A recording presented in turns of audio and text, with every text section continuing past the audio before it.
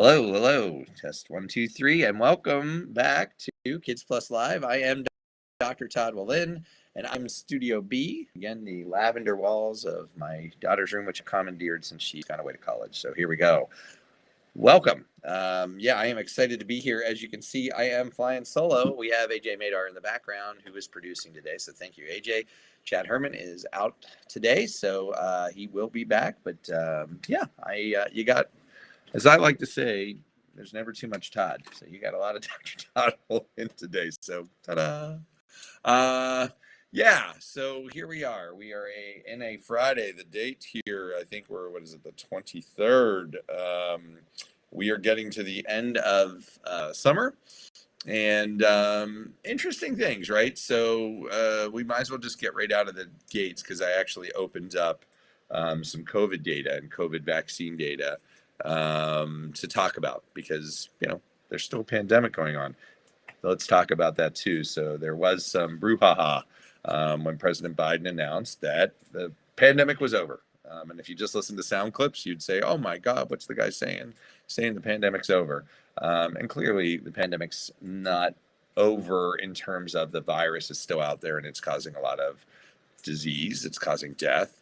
Matter of fact, on my CDC updated data, it's saying that we're around 350 deaths per day. It was as high as 500 deaths per day just a couple of days ago. So it seems to be bouncing between about 350 to 500 deaths per day, which is a lot. If you run that number, and I just did a little post on this yesterday, for a year, that's like 150,000 deaths. That's a lot of deaths related to this. And yes, typically this virus now is primarily seriously harming people that are above the age of 60, 65, people with pre-existing conditions, people that are immunocompromised. But that's a lot of people per year, 150,000. In a bad year for flu, we might have up to 50,000 deaths. So in context, it's at least 3 times more. But the one thing we know is that what we're seeing with COVID right now very likely could go up. This tends to be a fall-winter virus. It tends to spread more easily, thereby reaching more people and potentially causing more harm. So could that number go up? As you remember, we had deaths in the thousands, 2 and 3, I think up to 4,000 deaths in a day. That's a tremendous amount. Will we see that again?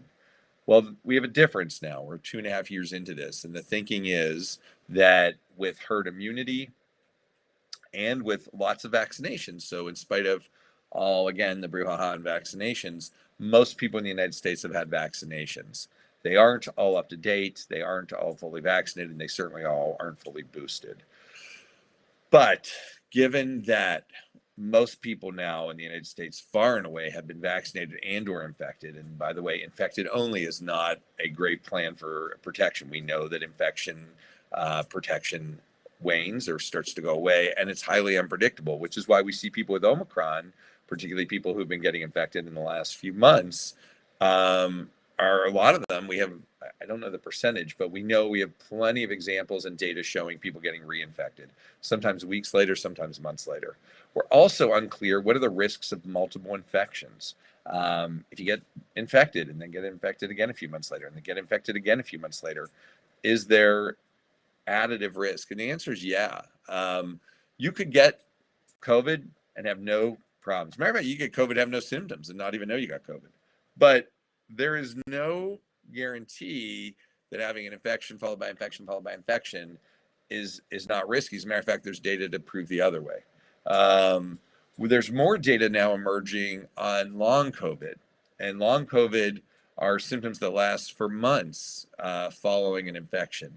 We know that this virus has the ability to downregulate your immune system, and in some cases hyperregulate, causing your immune system to kind of go out of control. And so we're seeing both of those issues popping up with people left in a kind of immune weakened condition, and then some people having almost an autoimmune disease. So it's not a benign disease. We know that we've had over 1 million deaths. Thank goodness. Pediatric deaths have not been a big portion of that, but 2,000 in the infant through up to 21-year age range has been attributed to COVID deaths. So that's a huge amount when we look at total pediatric deaths per year caused by infections. So yeah, so that's a lot. So the data that I have is, like I said, the average deaths per week, I think, on a daily basis is 350 to 500. So that's on the low end and has been trending down, thank goodness, but we're heading into fall, winter. New cases, they're saying about 54, 55,000. Don't forget those estimates are felt to be now low by about a factor of 5 to 10-fold. So that could be as high as 250,000 to 500,000 cases in the US per day. Why is that considered an underestimate? Well, partially because there's a lot of people that do home testing and they don't report it. For instance, my kid, one of my kids had it just as he was about to start college. And so we ended up keeping him home, or at least out of class. We didn't end up reporting that. We did the testing on our own, so and followed all the CDC protocol. So that's why it's being underreported. There's so much home testing that not all testing is PCR and done in an office setting or a health clinic setting. As we said, total deaths have been over 1 million, but thankfully, again, that rate has definitely declined. Hospitalizations, about 4,000 hospitalizations per day. And vaccination rates, still not as great as we'd like to see. So I'm looking here, it says first boosters are at about 35%. So that's a little more than a third of people. When I look at pediatric vaccination rates, and let me take a look here, because I downloaded that as well. Yeah, at least one dose. And this is for kids.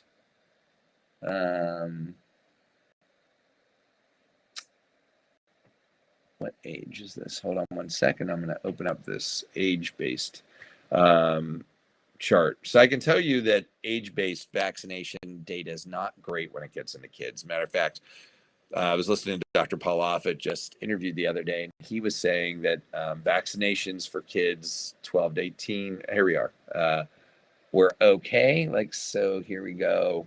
Yeah. So 12 to 17, at least one dose, 71%. Fully vaccinated, I mean primary series, 2 doses, 60%. Now look at this. It drops down when we get to 5 to 11. 1 dose, 38%. That's 5 to 11-year-olds. 31% for both doses. This is just primary. Those kids are eligible for boosters now, 5 and up. And then finally, when we look at kids 2 to 4, it gets down to 7% for 1 dose and 2% for the 2 doses. That's for 2 to 4 years of age. And when you get down to under 2, because this is approved now, down to 6 months of age, we're seeing at least 1 dose now is up to about 4.5%. And fully vaccinated at 1.2%. What's that about? And I know we talked about this on the last live show, but I'm going to just mention it again. That's parents saying, you know what, I'll take a wait and see approach. Wait and see approach is used because of something called inaction bias. It means like, hey, I am so worried about all the disinformation I'm hearing that I don't know if it's disinformation about the vaccine. And the notion of potentially doing something to my kid in terms of giving them something that could cause an illness or a harm, I'd rather take my chances with the vaccine, with the disease, which is just not making any sense. Because as we know, the disease may infect you and cause no problems, but it can infect you, and at the ultimate end of the spectrum, it could cause you to perish. In between there, we see rates of diabetes going up. We see plenty of other health issues popping up as a result. So all that being said, it's taking a wait and see approach is actually super risky when we know that the vaccines are safe and effective. The original vaccine version is what's being given to kids. The bivalent vaccine, which are the newest form of the boosters that have some of the original strain of the bacteria along with some of the Omicron, is really only currently available for 12 and up, though we know that there is CDC is expected to approve that, we believe, by mid-October. So for kids down to 5, they might be able to get that newer version. So all that being said, I'm going to say thank you. I know we're a few minutes in, and I know I went on a bit of a review of things, but I'm going to say that as always, thank you for joining. If you're watching this live, if you're watching this recorded, um, we appreciate your support. We also appreciate your questions, which drive the show week to week to week. And we also thank you for your shares. And we are about to start. I think what we're coming close to is really now launching some new versions of the live show. So we practiced and did an evening show one night. We're getting close to going live on our own TikTok channel for Kids Plus, so that's coming soon. And we're going to be trying some different formats. So what I would say to you is keep your eyes and ears posted. Definitely by the new year, we will be launching all of this. I think we're still in planning stages here for the rest of 2022, but changing the format, probably shorter. So we'll probably have anywhere between 15 to 30-minute shows, and timing's probably going to change it up. We know that for a lot of people with the pandemic, hours changing, people are either having to return to work or this is a little harder in the midst of the day to throw a live show in. So again, if you guys have comments, throw them down. I'm going to answer them. It's Dr. Todd Willen here, Kids Plus CEO. I do have a neat thing to announce. I'm going to announce this, and Chad, I'm sure, is going to throw a graphic up next time. But there is a movie. Chad and I are featured in a documentary that will be coming out and screened its national premiere here in Pittsburgh, Pennsylvania, shown at the Carnegie Science Center. And it's called Virulent, the Vaccine War. It's made by a documentary maker. Her name is Laura Davis. She's actually originally from Pittsburgh, but she and her husband live out in LA now. And this documentary, hour and a half long, being screened on October 26th at the Science Center. There will be the ability to reserve tickets. They are free. And there's been great sponsorship for this. And this is really the national premiere. It is going to be screened nationally in a variety of venues. But Chad and I are featured, as is Kids Plus, in this documentary. And it really goes back to our original engagement and unfortunate global targeting by the anti-vaccine industry when they attacked Kids Plus online on our Facebook page, this channel right here, for posting a video that was called "We Prevent Cancer." And it was about the HPV vaccine. And it was a great vaccine video. It was a public service announcement, had 15,000 views in about 2 to 3 weeks. Lots of people calling up and making their appointments, which we always say was just a huge success. And then someone took that video and dropped it into a very large anti-vaccine group, whereupon we saw Chad single-handedly, really single-handedly, was working like 16-hour days, and he was seeing thousands of attacking comments come onto this Facebook page, to the tune of like 10,000 of these posts, with the bulk of them coming in within about 6 days. And they were coming from 800 different accounts from all around the world. They were coming from New Zealand and Australia, as well as Ohio, where it started, and Florida and Texas and California. Interestingly, to the best of our knowledge, not a single attack came from Western Pennsylvania. So that's the whole deal with the anti-vaccine industry and the use of social media for bad. These people are well organized. They're actually now well funded.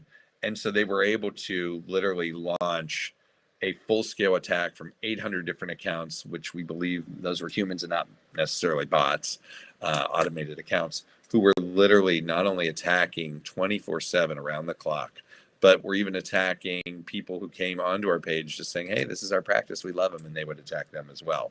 If you don't know the story, I'll give you a short version of it, which is that rather than doing what they wanted to be the result of that attack, which is for us to be frightened and for us to be scared and for us to be silenced and for us to take that video down, I will give all the kudos in the world to Chad Herman, who said, yeah, hell no. That's not happening. We have science on our side. We are providing good information, and damn it, this is for our families, not for these people, and they will not control our message. And therein began the fighting back that we did, basically standing by the science and saying, nope. We went over to the University of Pittsburgh Graduate School of Public Health. We did research on the attack, really like the anatomy of an attack. Worked with Dr. Beth Hoffman and team over at Pitt published in peer-reviewed scientific publications on this anti-vaccine attack, and subsequently had 2 or 3 other related publications. Chad single-handedly wrote an 80-page toolkit on how to prepare, defend, and clean up from these attacks, because we knew that they were coming and they were getting bigger and bigger. So Chad did that. And that is, and then the last thing was we created a national and international team of people that would come to the aid of groups like ours who were pro-vaccine, who, you know, if the anti-science orcs were attacking you real time, we would light the signal fires of Gondor, if you like Lord of the Rings, and the riders of Rohan would come to your aid. And we have an international group, and all that formed into a nonprofit, by the way. If you don't know the story of Shots Heard Round the World, that's Shots Heard Round the World at shotsheard.org. That is a nonprofit that Kids Plus started with co-founders, myself and Chad Herman, which is now part of a Public Good Projects, which is a larger nonprofit that has a really big vaccination portfolio.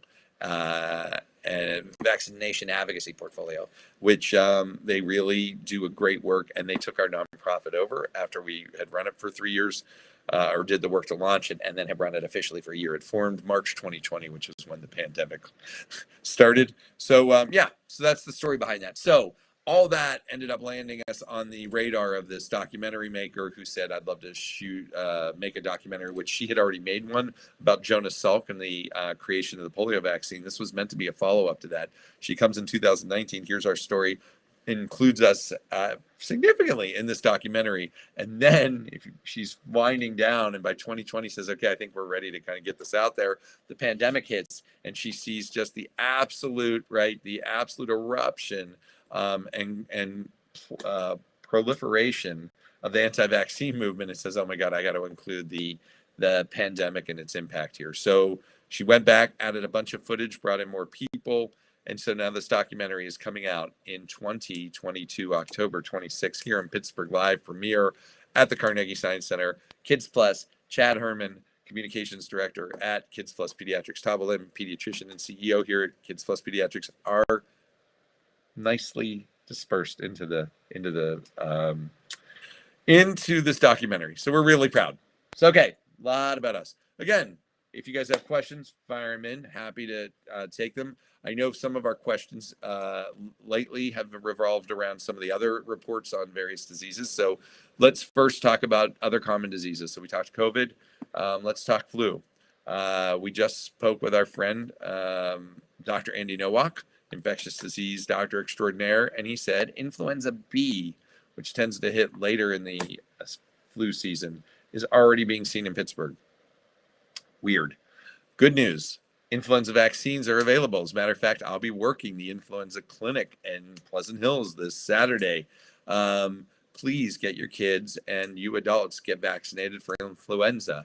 Why is that important? A few reasons. One, it's a disease that can also cause significant harm. And while on a bad year it may only cause 50,000 deaths, it, like COVID, can cause inflammation and damage to tissues, primarily heart and lung. And if you listen to our very second podcast with Dr. Don Middleton, he now talks about the newer data that was coming out. This is already, I think, a year and a half or two old, on what flu vaccine does to protect you, even if it doesn't stop you from getting infected, how it reduces the subsequent damage to tissues and the worsening disease such as heart and lung. So that's important of its own right. The other thing is COVID's still circulating. The last thing you want to do is get sick while COVID's circulating, because these viruses can make you weaker and can really pile on. So if one is already nailing you and your immune system's a bit diminished, then getting a second disease ain't a good thing. The last thing you also want to do is end up in an ER or an urgent care as we head into fall and winter, because remember what that was like last year. People in the hallways, waits of 12 hours, crazy waits of like 18 hours in some places. It was, we don't know what this fall and winter are going to be like. Again, we hope with build up herd immunity against COVID, things will be better, but we don't know. Right now, again, talking to Dr. Nowak, he said enterovirus is really spiking kind of crazy, and we're seeing a lot of wheezing in kids. RSV, we know, as we've reported on this show previously, has been really kind of out of whack. And so we're still seeing RSV. So other diseases people are asking about. Polio. Do we have to worry about polio? We have no cases of polio in Pittsburgh, but we do know that one case of paralytic polio that happened in New York in an under-vaccinated community in an under-vaccinated individual was likely from an exposure in Europe from the vaccine, oral vaccine type that is live and can reproduce. It apparently did and can sometimes become a little bit more pathogenic, which it did in this patient. And we're now seeing polio circulating in wastewater, Dr. Inyoak's bane of his existence. But we are seeing in a lot of major cities, which means it's circulating. The great news is a lot of people are vaccinated against polio and still have good protection. The bad news is we have some communities with vaccination rates down near like 60%. That doesn't stop it. Thus, when you are exposed and if you have risk, you may go on to get the disease. So in Pittsburgh, no polio cases, but definitely a reason why we should remain vaccinated. I see a question came on, so I'm gonna jump onto that, and then I'll circle back. So let's see who has thrown on some questions and comments. I gotta throw my glasses on. Linda Hager, hey, good morning from sunny Zanesville, Ohio. Doc's appointment, can't miss my Fired Up Fridays. Yep, need to get my flu shot soon. Awesome.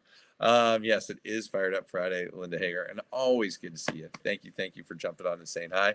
Hey, Kimball's saying, what's the ideal window? That's a great question, of time to get the kids' flu vaccine. So in pediatrics, we have that famous saying of flu before boo, right? Boo representing October 31st, Halloween.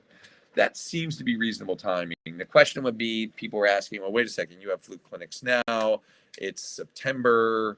That's a month away from Halloween. Is that too early? And, the answer is there ideal timing? There isn't. I feel personally, especially now knowing that flu is circulating in Pittsburgh, I'd say get your kid vaccinated now between October 31st, end of October, is kind of ideal in my mind. Sometimes the flu vaccine comes out. We've seen years where it came out like in August or even July.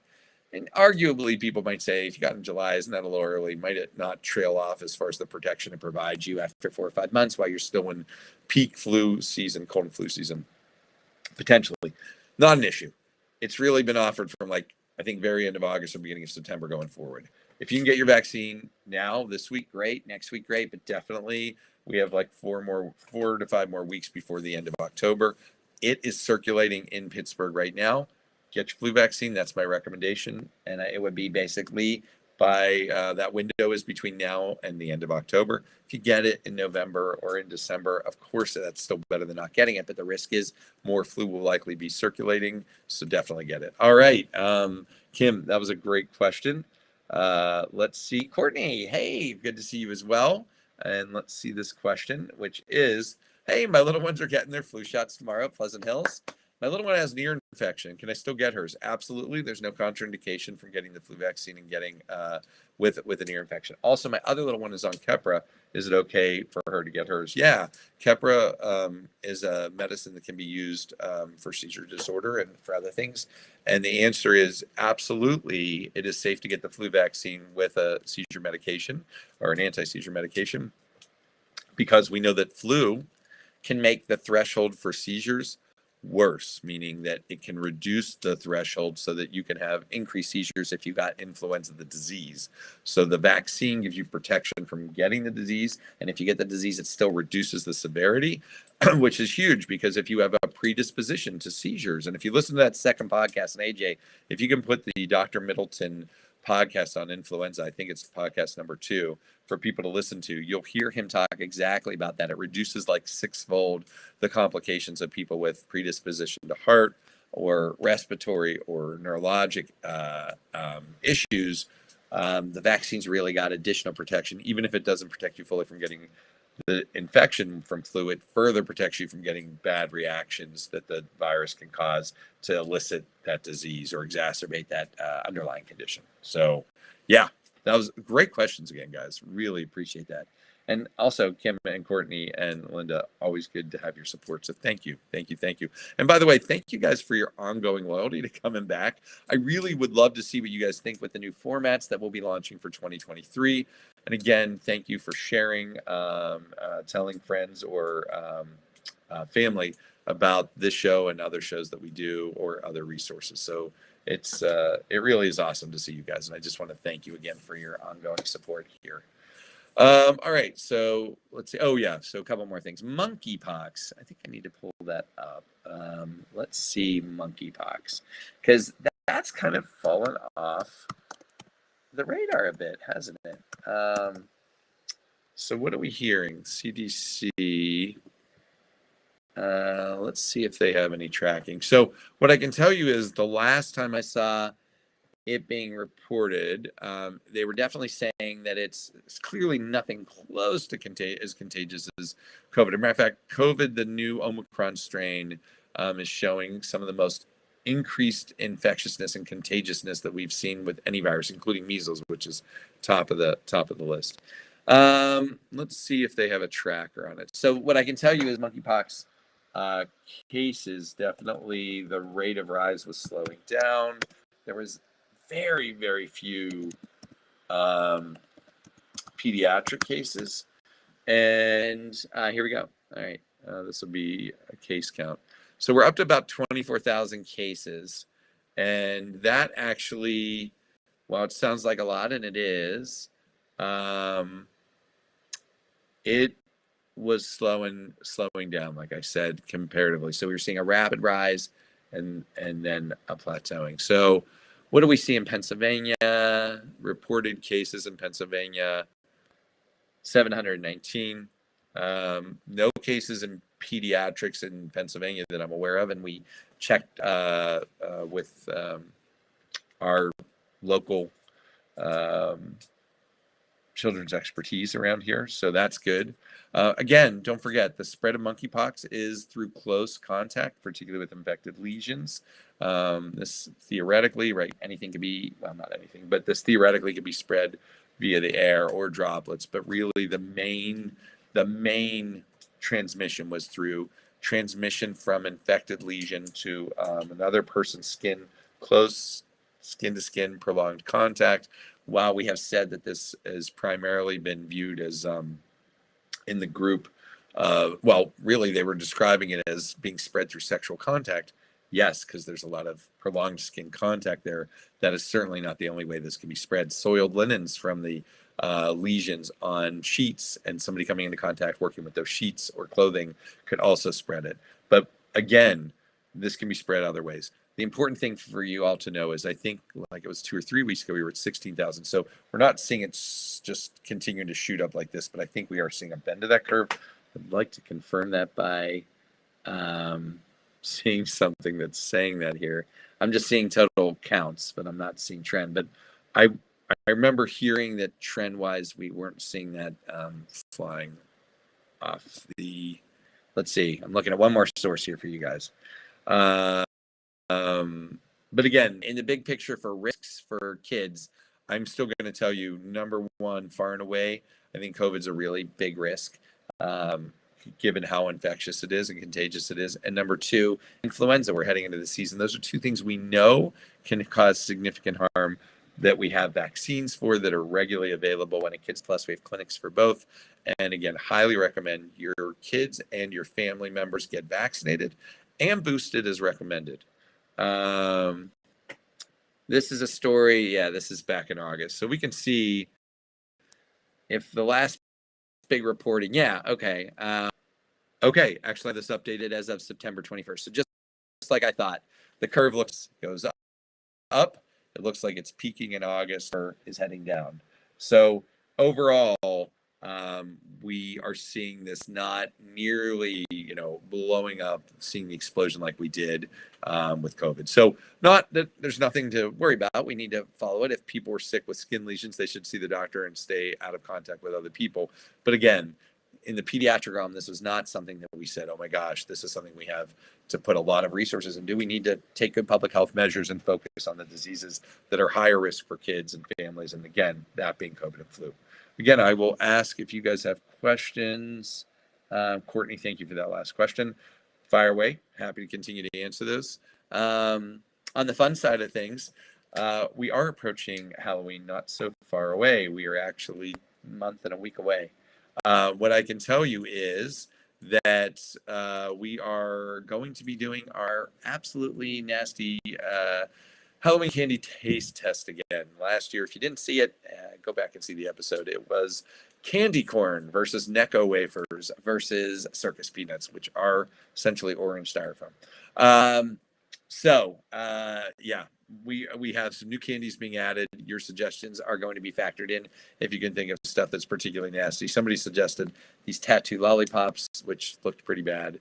Those peanut butter orange wrapped kind of candies, which people said are pretty bad. And then there's those wax bottles with like some kind of fluid in it, which sound and look pretty bad. So they may all get factored in. I don't know what the final selection will be, but typically myself, Chad Herman, Travis Lewis, one of a fan favorite of our providers up in Cranberry, and Dr. Andy Nowak was included in this last year. He was up to the challenge, and I believe he said he would participate again. So there you go. So if you have candies, throw them into the nasty tasting candies that you'd like to see us suffer through. Throw them in the comments. Yeah. All right, so we are moving along here just fine. I, again, appreciate those questions. I'm happy to answer more. What else do we have to talk about? Well, I will tell you that I am kind of excited because I'll be heading out to the National American Academy of Pediatric Conference that is coming up in October. And the cool thing there is that we use that conference to find out the latest, greatest best practices that are out there. If you don't know, Kids Plus, and I'm imagining a lot of you may not know this, kind of a little bit of inside baseball, but Kids Plus, as it is recognized nationally, we have a national reputation, which we're super proud of. And part of that is because we do things like this. We reach a large audience that's reaches out not just into the Pittsburgh area, but across the United States. And as Chad says, we're followed in multiple countries as well. One thing that we never do is rest on our laurels, right? We do some cool stuff. We do some really high quality work, but we never are satisfied and say, wow, look at us. I mean, we're always pushing the envelope. And that's just a combination of the team that we have here. So, I mean, it's the physicians, the PAs, the NPs, the directors, and our staff. We're always pushing ourselves, right? Our breastfeeding center, our billing team, our behavioral health team. What we've kind of constructed here at Kids Plus is this very cool team of, I would say, that help create a practice that is unique nationally, and that is measured in terms of objective measures. So there's quality measures that are applied to practices. Just for your own knowledge, Kids Plus in our region, for the entire Western Pennsylvania region and even statewide, leads at the top or shares the top ranking in pretty much every quality metric, which we're very proud of. But we're also leading the way in offering new services that are meaningful to families. And I will tell you two of the initiatives that we're focused on right now that we are committed to. And one, we've talked about this, and actually one of the people that helps lead that charge here at Kids Plus is Dr. Kate Belser, focusing on mental health. It is a commitment we've made at Kids Plus. We have a whole behavioral health team. So if you don't know that team, and we mentioned before, Dr. Kate Belser, who's one of the pediatricians who has an affinity and a real love and a leading role in helping address that with us, along with, we have two social workers, the lead social worker, who's a licensed clinical social worker, Tierney Ludwig, and then Ed Helm, who is really kind of working with her to help not only address behavioral and mental health, but also social determinants of health. And we'll discuss that for just a minute. And then the rest of the team, Kat and Melissa, both working on helping with screenings, helping engage and discuss with families what the issues are that they're experiencing, helping them getting scheduled, helping determine the best resources we have internally and externally to help those families. So let's talk about social determinants of health, because they're not so dissimilar in terms of importance in impacting health. Actually, you could argue social determinants, which I'll break down, actually have a a bigger role than even the physical health. So physical health, right? That's shots and colds and flus and all those things. Mental health, obviously, that can include things like attention deficit disorder, hyperactivity disorder. It can include anxiety, depression, obsessive compulsive disorders, things like that. And then when we look at social determinants of health, you might say, well, what is that? Social determinants of health actually are things like housing. Is there housing? Are people housed at all? Like, are they homeless? Or if the housing that they have, is it safe and is it meeting their needs? Do they have food? We have families, and we know in the United States, several kids do not get enough food or nutritious enough food that they actually need, right? In this very prosperous country, we know that there's kids that go hungry and adults that go hungry and don't get enough food each day.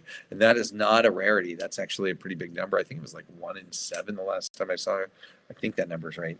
We work with the Greater Pittsburgh Food Bank to address not only screening kids and families if they have enough food, but also to provide them with food boxes that we have from the Greater Pittsburgh, the Regional Food Bank, and then tying them into resources. And then finally,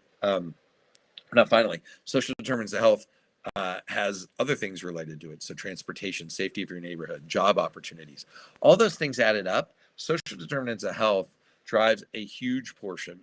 I think it's, let's see, it would be considered like 20% when you also take in the environmental factors of a person's health outcomes. So 10% is typically considered like the direct primary care and your physical health.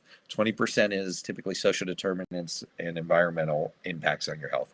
30% are genetics, right? So you might say, well, there's nothing we can do about genetics. There is, because there's a field of work now called epigenetics, which says you're born with some genetics, but outside influences can cause those genes to be expressed or not. If you're under a situation of recurrent stressors, housing, bullying, environmental stress on your body, unsafe water, unsafe air. Pittsburgh, we don't have the best air. That can actually cause certain genes in our body to be expressed, which might lead to things like risk for cancer, things like that. So we can drive even those social determinants of health and genetics that they impact by creating a more holistic practice. And what am I saying there? By bringing, let's go back over here. We have physical health, we have mental health, and social determinants of health. If we can impact your housing, your resources to access to food, if you're in an area that we can have an impact with education, safety, bullying, all those other things, that actually spills back in. The last biggest chunk, because you didn't hear me say, like, isn't there 40% out there still, Dr. Well, yeah, that last 40% is driven by behaviors. And you might say, well, what control do you have over somebody's behavior? Well, knowledge can drive behavior. So, why do we talk about things like car seats and seatbelts? Because if you're not car seated or seatbelted in, we know that there's a greater risk for harm if you were in a car accident. What about potentially substances around the house that could be poisonous? We know poisoning for little kids is a huge risk for harm and death. So that's why we talk about locking things up, putting things out of reach. Firearm safety, making sure the firearms are not just locked, but unloaded and with the ammunition separate, with both being stored safely. All important things that we talk about, because those can impact and mitigate behaviors, right? So we know kids' behaviors can put them at risk, but if the family's taken appropriate safety measures, sunscreen, right? Your chance for melanoma down the road comes from typically a couple bad sunburns, which can happen anytime in your life, which most likely will happen during childhood. So all these measures that we do are evidence-based that we know can help keep your kid healthy down the road, even in their 20s, 30s, 40s, 50s. HPV vaccine, a virus that your child almost certainly will acquire as they start becoming more intimate, which happens in your teen years up into your 20s when you tend to acquire the virus. 80+% of people will acquire that virus in their lifetime. That should frighten the heck out of every parent. The great news is that 90% of people will clear that virus on their own, which leaves 10% of people that don't. Of the 10% of people who don't clear this virus on their own, they will go on to get precancers and cancers. Those cancers end up killing thousands of people in the United States per year. And here's an interesting fact if you didn't know about HPV. Everybody tends to associate HPV vaccination with cervical cancer and female cancers. That's entirely true. As a matter of fact, HPV is the cause of cervical cancer. I point that out because you could say other cancers have lots of causes. Like if I asked you lung cancer, you might say smoking, and I'd say you're right 70% of the time. 30% non-smokers can get lung cancers. Is it environmental? Are there other things like infections, which we know can trigger cancers? Sure. Cervical cancer, HPV, that's the culprit. So if you get the HPV vaccine, you can almost reduce the chance of your kid having any type of cervical cancer, like in the high 99% range. That's freaking awesome. But more importantly, let me tell you something you probably didn't know about HPV. We now know, as opposed to when we first started out with the creation of this vaccine, recognizing that oral cancers caused by HPV make up a bulk of kind of posterior throat cancers around the tonsillar area. And that's something we didn't know. We used to think that throat cancers were primarily caused by alcohol or smoking or chewing tobacco. And now we know that a huge portion of those are caused by HPV. And even more interesting, the rate of oral cancers is about 5-fold higher in men than it is in females. And I think it's like 10,000 cases of oral cancer related HPV in men to like 2,000 cases in female oral cancer. Cervical cancers, because of pap smears, are actually decreasing. And so I think there's about 11,000 cases of annual cervical cancers picked up in the US. So that means male oral cancer has now exceeded female cervical cancer. So male oral cancer, HPV oral cancer, is now higher than female cervical cancer. So take that to the knowledge banks there and recognize, holy crap, this virus really does hit males and females. What the hell can we do about it? We can vaccinate. Now, does it cause 99.9% of oral cancers? It doesn't, but it's high in the 70s to 80s. And the more that we can vaccinate and the more we can reduce the disease burden caused by this virus with vaccination, the better. Did my kids get that vaccine? Hell yeah. Like as quickly as I could get them that vaccine. I was like, oh my God, we have a vaccine that prevents cancer. Let's say that again. We have a vaccine that clearly prevents multiple cancers, like 6 or 7 cancers. Cervical, vulvar, vaginal. Okay, those are all female cancers. Anal cancers, both men and women. Oral cancers, both men and women. And then anogenital warts, which are a terrible disease, it's super effective. It stops like 90+% of those cases as well. How the heck do we not have huge rates of vaccination? But we don't. Why? Again, the anti-vaccine industry pushing disinformation.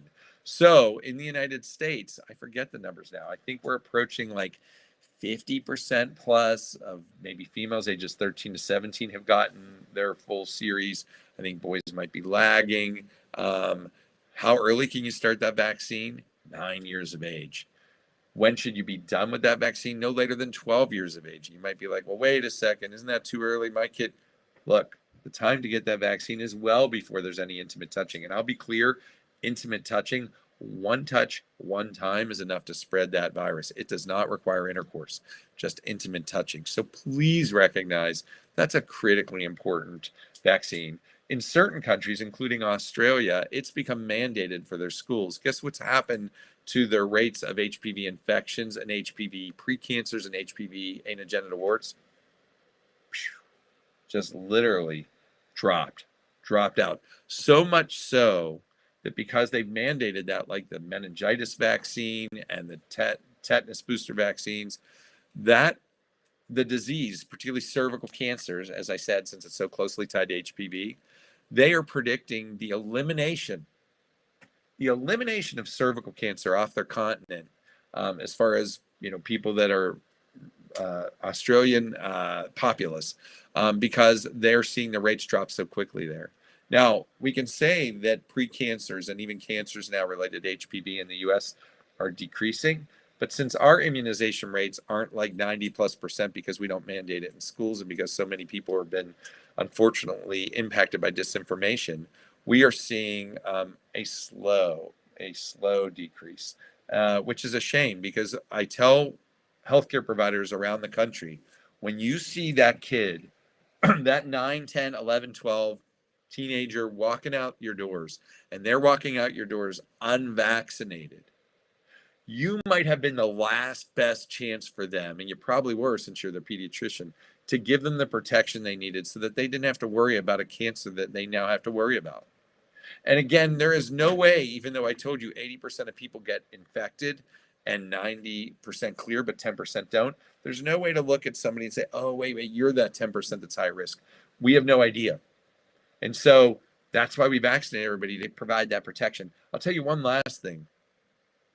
Dentist. Have you noticed when you go get your teeth cleaned, most dentists, if they're following dental care best practices, and maybe even the dental hygienist does this, but definitely the dentist does, is feeling around in your throat and feeling under your tongue. Do you know what they're feeling for?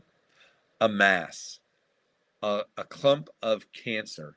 Because there's no pap smear like women get for the cervix, which isn't the most comfortable procedure I know, but it helps save lives because they can detect HPV infections early and then destroy that tissue, whether it's burning or freezing or cutting. There's no pap smear for your mouth. And as I said, it's a 5 times higher rate in males. And so what happens is the dentist, since he's in your mouth and he's been taught or she's been taught to feel around in your mouth for lumps of cancer, are detecting it after you have a lump of cancer. And boy, oh boy, do you want to know who the number one healthcare providers are that are lining up to spread the word about getting HPV vaccination? It's oral surgeons, particularly oral cancer surgeons, because they said this is some of the worst surgery they have to do. Because once you detect a lump of cancer in somebody's oropharyngeal area, they're left with some pretty bad options, which is cutting out surgery, cutting, freezing, burning out that tissue, giving you chemotherapy, and giving you radiation to that area to kill off the cancer. Unfortunately, that's around your head and neck. And that tissue really isn't great when it's having all those things done to it. It can leave you with part of your tongue, part of your jaw, part of your roof of your mouth, part of your nasal cavity removed. Imagine what your quality of life is like when your oral chamber and nasal chamber and sinuses are pretty much now altered to a way where there's a chronic infection risks. You can't swallow, you can't taste. Radiation can cause your esophagus to swell, so you can't eat anymore. This is real deal stuff that happens related to HPV, which is now preventable. But people are still, just like I said with COVID, taking this, we're going to wait and see approach. Holy crap. Holy crap. I'm going to wait and see. Well, that's the problem is 10, 20, 30, 40 years down the road, your kid, as a result of you're not getting them vaccinated, will pay the price by hearing a really crappy diagnosis of, wow, I'm sorry to say that you have cancer, which is now preventable. So guys, again, I get impassioned by this stuff. Please understand, we are giving you best practices. That vaccine, by the way, I don't know how many hundreds of millions of doses given in the US, in probably well over 1 billion given globally now. But a cancer prevention vaccine, and yet people still take a wait and see. We know this vaccine to be incredibly safe and effective. Using older technology, those are the people that are hearing the disinformation about mRNA vaccines, which are quite safe. This isn't even that. But they hear about HPV vaccines and they hear about, well, there's sex involved. I've heard bad things. Well, that's the anti-vaccine industry pushing you into making some really bad decisions. All right, so let's go back to questions. I'm sorry, I know I go off on my tangents. Kelly, hey, how are you doing? Is this vaccine One Kids Plus offers in the general list of vaccines offered at well visits? So, okay, so I'm guessing you're talking about, Kelly, I'm going to start answering this, but if you want to chime in, are you talking flu vaccine? I'm going to assume since we were just talking about flu vaccine, but if it's another vaccine, let me know. Flu vaccines, we have flu clinics, but we also have flu vaccine available for visits. So definitely, if a kid can't get in during a clinic and happens to be there, we will be able to offer that vaccine at a visit for sure.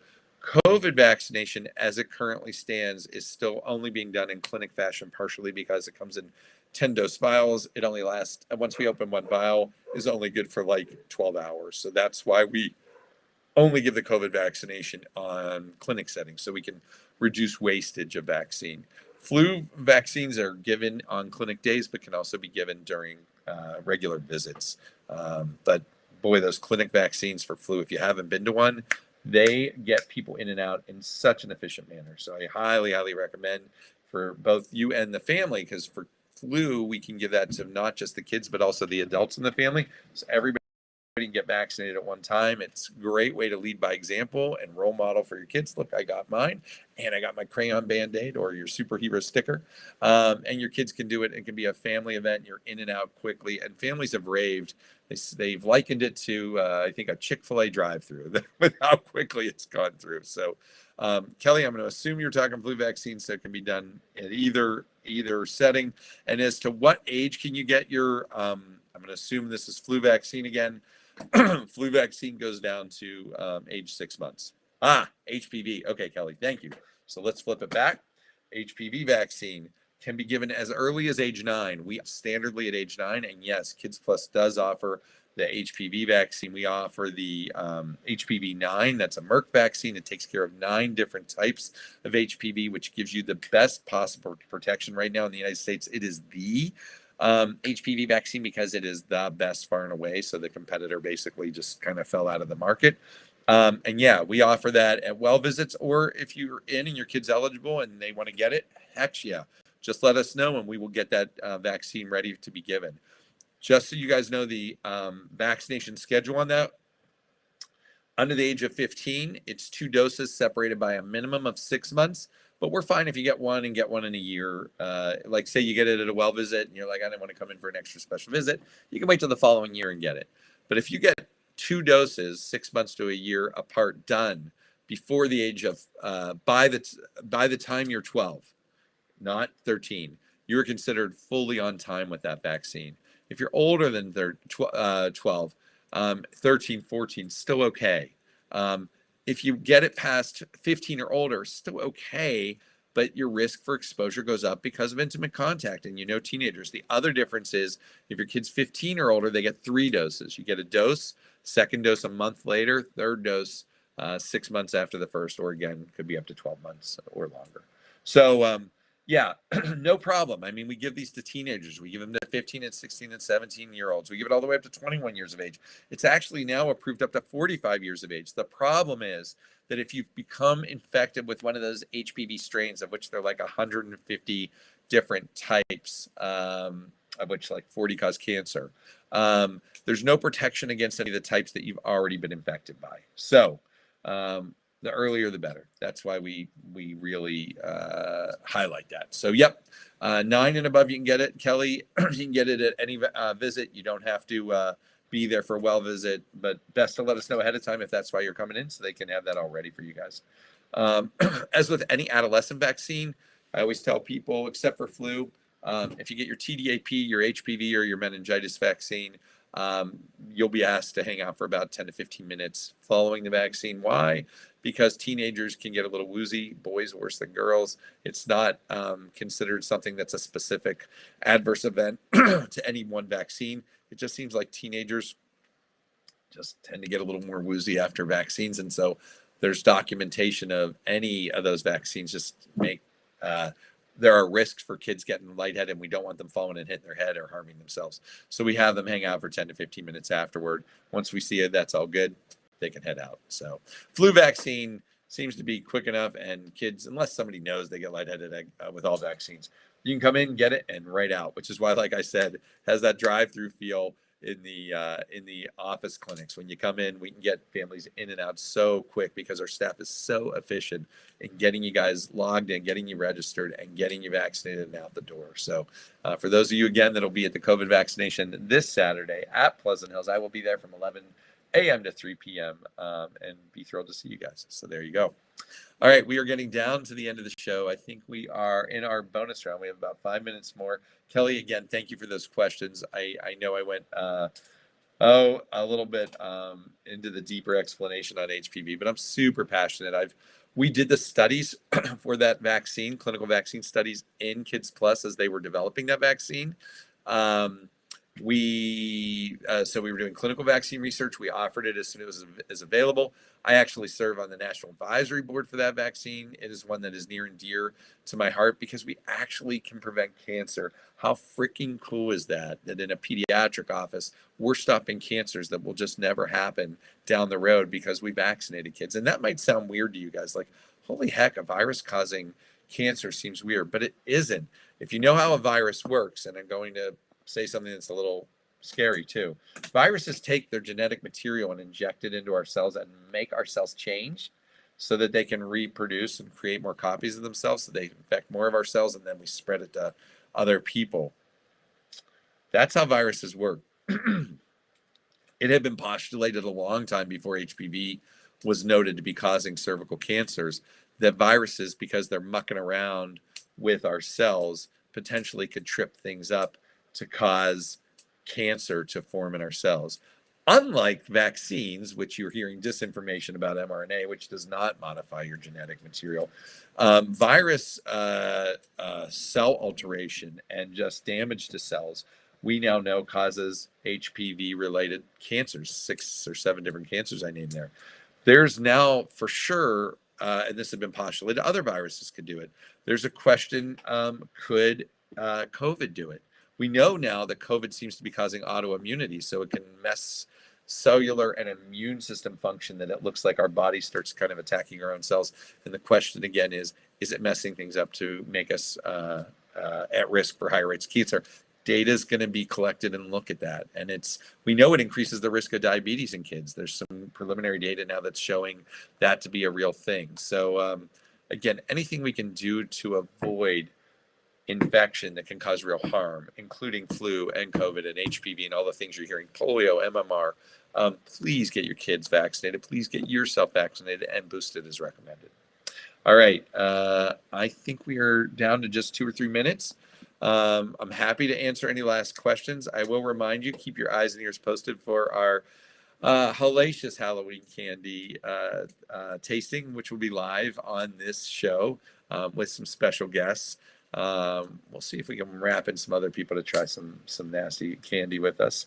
As always, thank you guys for tuning in. Thank you for your questions. Thank you for your support. I just can't thank you enough for this week-to-week support that you guys have provided now for years. But keep your eyes and ears posted for new formats and new shows that we will be launching definitely by 2023. But we may test some of that on you guys beforehand as well. And let's see, I don't see any other questions on there. I'm just going to see if we have, we do have let's see if I can pull this up real quick for you. We do have a sleep class coming up. If you guys want to spread the word on our Kids Plus Quiet Night Sleep class, taught by yours truly. Let's see, I think I can pull that date up. I think it is in October coming up. So it is, sleep. Quiet Night Sleep class. October 12th, Wednesday, October 12th is the date. So yeah, that is at 7 p.m. to 9 p.m. Tickets are, I think, already available. That class is ideally aimed for families with kids, infants, primarily 5 months up to about 2 to 2.5 years of age. I love teaching that class. It's one of our more popular classes.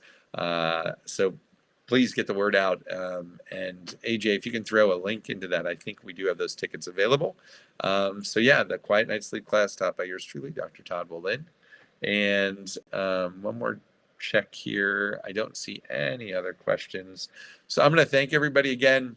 I am going to get ready to sign out. Check back with us next week. You will be seeing, let's see if there's anything else there. Oh, Kelly, I have one more question here. If you can't make it to the flu shot clinic, can you make any appointment? Yeah, call the office and they will definitely help you if you can't make the clinic. We'll have multiple clinics, not just this one, Kelly. But definitely call in and they'll help you out, making sure that in whatever way we can, we will help you guys to get the vaccine at the office. So please give us a call. Thank you again, Kelly. Thank you, everybody, Linda and Kimberly and the whole gang for offering, and Courtney for offering your questions. AJ, thank you for producing. I am again Dr. Todd Wallin, thanking you for joining in. We'll see you guys next week, and get ready for some new platforms and new ideas.